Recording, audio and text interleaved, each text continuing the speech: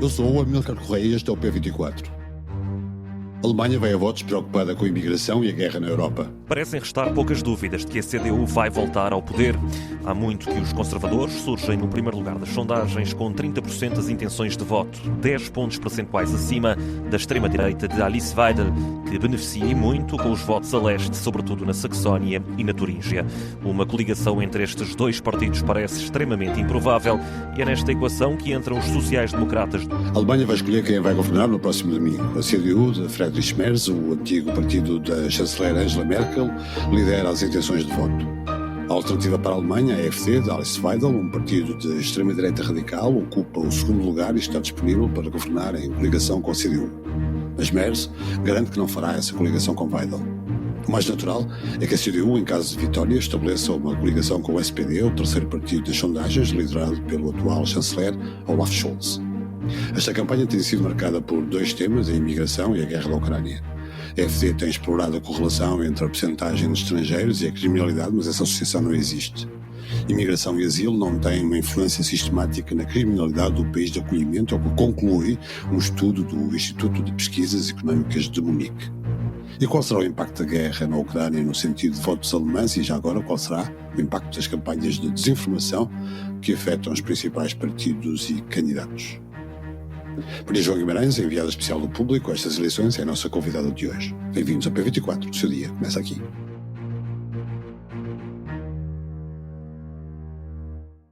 Maria João Guimarães, bem-vindo a este P24 para nos falares da Alemanha. Nestas eleições, nesta campanha, a imigração e a Ucrânia têm sido os principais temas, os principais partidos estão muito divididos neste tema ou, pelo contrário, existem alguns pontos de contacto? Eu acho que a imigração tem sido, de facto, o principal tema da campanha. A Ucrânia apareceu, especialmente nos últimos dias, com alguma força, a concorrer aqui mais ou menos com a imigração. Eles têm posições bastante diferentes em relação à imigração. Apesar de tudo, a CDU está a assumir uma posição bastante mais forte de necessidade de controle, sobretudo em relação ao asilo.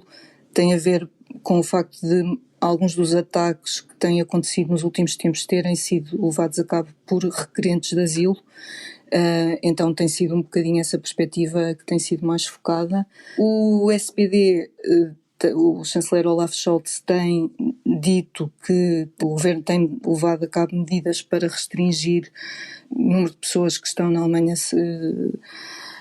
irregularmente, com um esforço para repatriar pessoas que viram o pedido de asilo recusado. Depois temos, do outro lado, os verdes a defenderem muito mais uma abertura em relação à necessidade de imigração e à necessidade de avaliação do direito de asilo. Em relação à Ucrânia, a CDU aparece agora como uma postura muito mais forte de defesa da Ucrânia, tal como os verdes e os liberais também sempre foram dentro do governo, mas o chanceler sempre foi visto como uma pessoa mais cautelosa, com medo de provocar a Rússia. Portanto, o Friedrich Merz está a tentar também apresentar-se aqui como uma verdadeira alternativa a um SPD menos forte em relação à Ucrânia. A líder da AfD, Alice Weidel, vive com uma mulher imigrante com a qual adotou 2 crianças. A alternativa para a Alemanha, a AfD, tem sido contra o casamento entre pessoas do mesmo sexo e contra a adoção de crianças por homossexuais. Esta contradição é um tabu dentro do partido? Parece ser algo com que eles vivem bem, porque é uma questão que já existe há anos e não cria ali grande celeuma. Ela tenta sempre levar a questão para, quando é questionada sobre isto, levar a questão para outros lados. Por exemplo, dizer que a AfD é o único partido que defende as pessoas homossexuais de ataques de islamistas, por exemplo.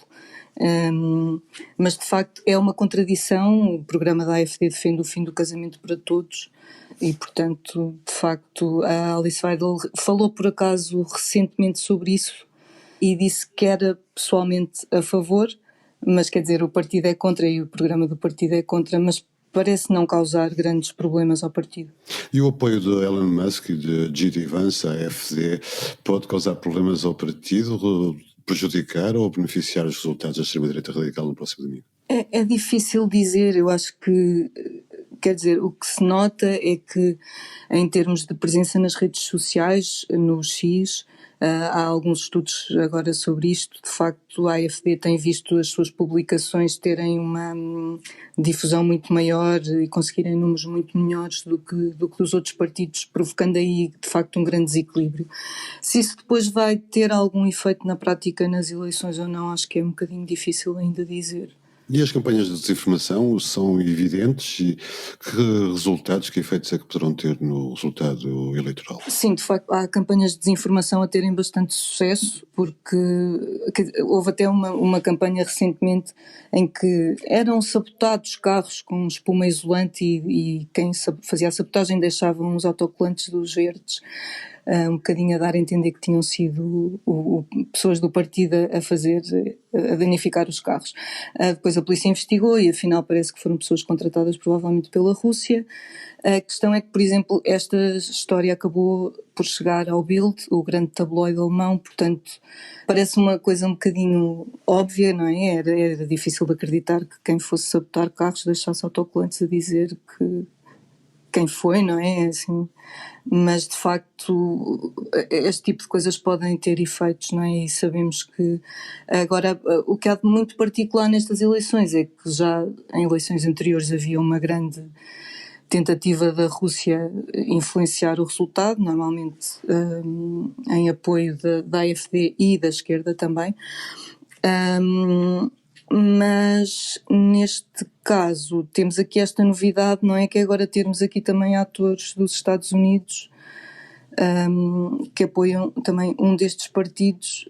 Ter estes dois poderes mundiais a apoiar o mesmo partido na Alemanha é muito estranho. E a CDU pode ser beneficiada de alguma maneira pelo voto útil, por uma espécie de barreira contra a extrema-direita? A CDU, com aquela votação há umas semanas em que decidiu propor uma medida que sabia que só seria aprovada, embora não fosse vinculativa, mas uma medida em relação ao asilo que só seria aprovada com os votos da AfD, deu alguma força a um argumento de quem teme que um dia mais tarde venham a aceitar uma coligação com a AfD.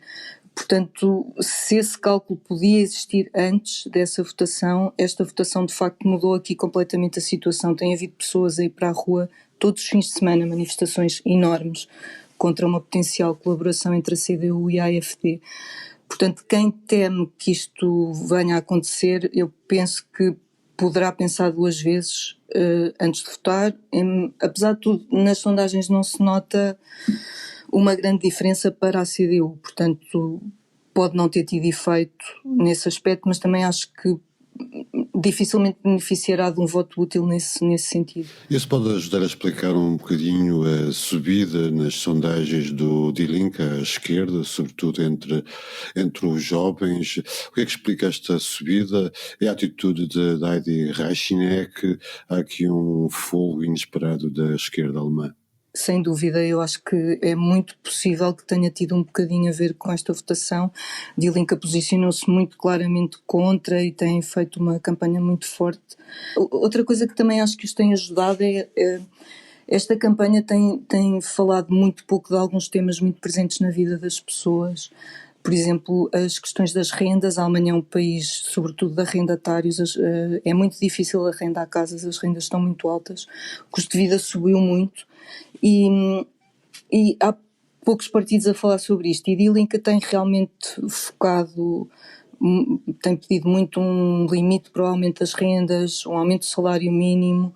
Eles estão a fazer uma campanha muito forte, tanto nas redes sociais como porta a porta, estão muito presentes e agora recentemente até saiu, não sei se foi hoje, uma sondagem para os sub-18 em que o partido era o preferido entre os inquiridos, à frente de todos os outros. Portanto, é mesmo para um partido que era dado como praticamente morto depois da saída da sua grande estrela, que era a Sarah Wagenknecht, que fez um partido à sua imagem e com o seu nome, de uma esquerda populista e anti-imigração. É muito curioso porque de repente os papéis inverteram-se e Die Linke está com grandes hipóteses de entrar no Parlamento, e Sarah Wagenknecht com menos hipóteses, segundo as sondagens, claro. Parece existir um afastamento entre a Igreja, sobretudo a protestante, e a CDU, por causa daquilo de que falaste há pouco, da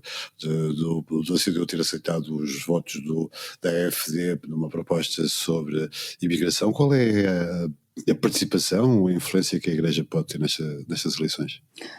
É engraçado, houve de facto muitas críticas. A Igreja criticou muito a posição da CDU e depois a CDU criticou muito a Igreja por se ter metido em questões políticas, porque acham que não deveria ser esse o seu papel, que deviam ficar com as suas ações sociais e não terem intervenção política. Mas de facto muitas figuras da Igreja não gostaram de ver esta aproximação e tiveram afirmações bastante fortes sobre ela, e isso não agradou muito. Já nos últimos anos vinha a haver algum distanciamento entre os partidos cristãos, né? A CDU tem cristão no seu nome, e a Igreja, no fundo a Igreja tem-se vindo a aproximar também um pouco mais de posições mais de esquerda, e portanto não se pode dizer que seja algo totalmente novo, embora de facto este episódio tenha sido assim bastante especial pela rapidez das críticas, pelo facto de terem sido feitas também em ambiente de campanha eleitoral, e porque foram muito contundentes. De facto houve aqui um agudizar aqui a um pico de tensão que vai ter que se ver como é que depois evolui.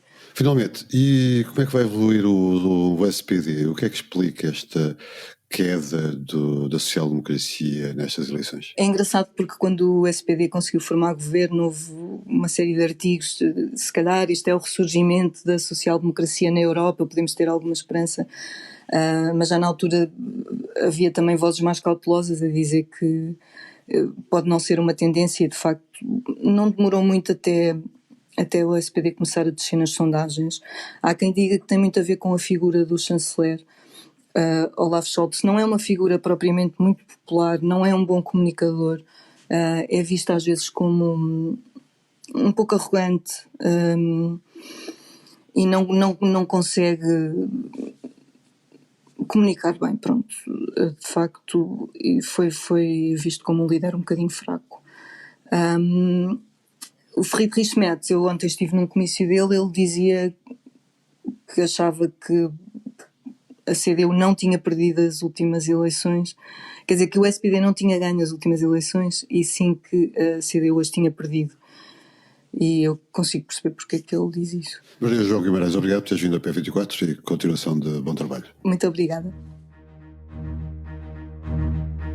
I think I have the power to end this war, and I think it's going very well. But today I heard, we weren't invited. Well, you've been there for 3 years. You should have ended it 3 years. You should have never started it. You could have made a deal. I could have made a deal for Ukraine. Trump diz que Zelensky é um ditador que arrastou os Estados Unidos para a guerra, sugeriu que a Ucrânia é responsável pelo início da invasão russa e que Volodymyr Zelensky poderia ter alcançado um acordo mais cedo, como acabamos de ouvir. O presidente ucraniano disse que Trump está a ajudar Vladimir Putin a sair do isolamento internacional e que o presidente dos Estados Unidos vive num espaço de desinformação. O mal-estar entre ambos é notório e só favorece a posição russa em eventuais negociações de paz. Saiba mais em público.pt. Obrigado por ouvir o P24. Voltamos amanhã. O público fica no ouvido.